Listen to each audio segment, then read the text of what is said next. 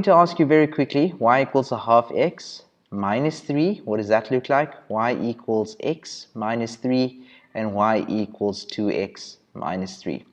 I want you to do that very quickly on Desmos and then you tell me what does that look like. Okay, so you give it a go, pause the video, and then you tell me what your observations are.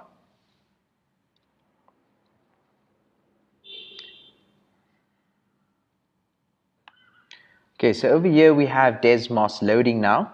I'm going to plot the first graph, y equals a half x, 1 over 2, 1 over 2x, okay? And then I want you to look at the graph, y equals a half x, which is 1 over 2x, minus 3. Okay, so when we look at this, as you can see, I started off with a graph that was going through the origin. I now look at that graph and I say, oh my word, what has happened? That graph has actually shifted 1, 2, 3 units down. So we now know that the effect of this represents a vertical shift. Okay, and we know when this vertical shift is negative, or this number is negative, the graph moves down. Okay, now you can do exactly the same for the other curves. So let us briefly summarize what that represents. Given the standard form y equals mx plus c, or the form y equals ax plus q, I'm well aware of the following now, that this thing over here, the m or the a, right, represents the gradient,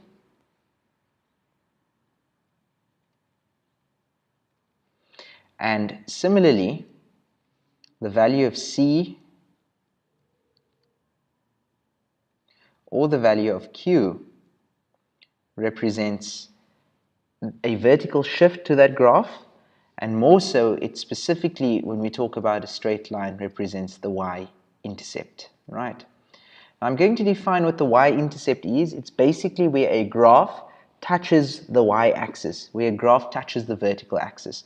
So if I go to my graphs over here, this over here is considered the y-intercept, right? It's where it touches the y-axis, because this over here is known as the y-axis. So that over there you see is the y-intercept, right? Now the y-intercept has a specific x value because if you start at the origin, on the y-axis the x value is always 0. Because if you start at the origin and you displace something vertically, in other words you move up or down, and you don't go left or right, then you're moving on the y-axis. And so this point over here represents the coordinates 0 and 3. Remember, this was knowledge I assumed you had before we started the section, right? Now if we look at the equation, let's take another equation and let's graph it, and let's just clear this. We look at another equation and I say y equals 2x plus 4. Now you know that's the graph of y equals 2x that used to be at the origin and moved 4 units up. Do you now see that it touches the y-axis at this point? It touches the y-axis at this point over here. That point is 0 on the x because we did not displace from the origin horizontally, but we displaced it 4 units upwards. So that point is 0 and 4, and that there is the y-intercept. Now if I look at the equation of this graph is represented by the line y is equal to 2 times x plus 4. Okay, 2x plus 4. Okay, so going back to this form, I could give you an example and say, what about y equals 3x minus 9?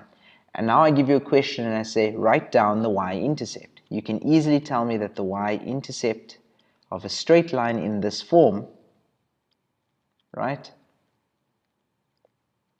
is just simply 0 on the x-axis and minus 9 on the y-axis, right? The y value is this over here. And so I'm going to show you in the next video how to calculate this algebraically, and I'm also going to be teaching you how to plot straight lines. Okay.